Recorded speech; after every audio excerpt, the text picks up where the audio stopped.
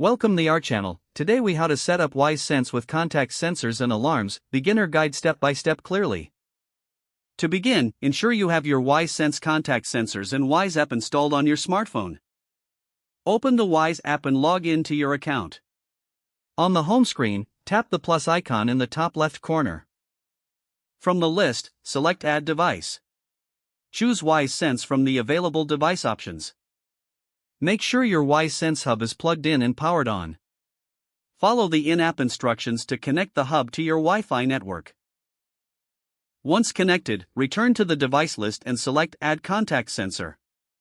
Follow the prompts to prepare the contact sensor for pairing.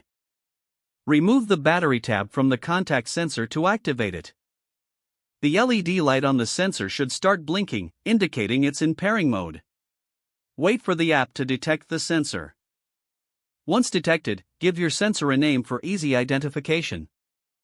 After naming, proceed to set up the sensor's location, such as a door or window. Next, select your notification preferences for when the sensor detects open or closed statuses.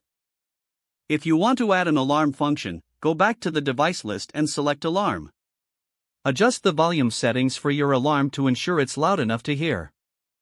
Lastly, test the contact sensor by opening and closing the door or window to ensure it's functioning correctly.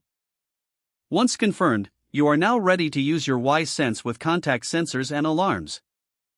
If the page does not load, refresh the browser or try again in a private or incognito window.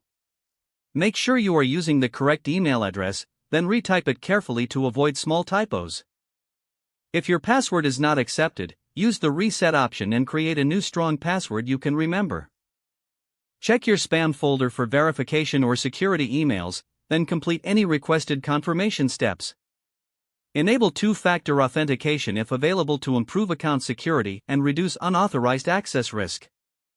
After signing in, review your profile details so your contact information and settings are accurate and current. If you see an error message, note it down and try again after restarting your device and internet connection. Log out when you finish, especially on shared devices, to keep your account and payment information secure. If the page does not load, refresh the browser or try again in a private or incognito window. Make sure you are using the correct email address, then retype it carefully to avoid small typos. If your password is not accepted, use the reset option and create a new strong password you can remember. Don't forget to like this video and subscribe to our channel for more step-by-step tech guides.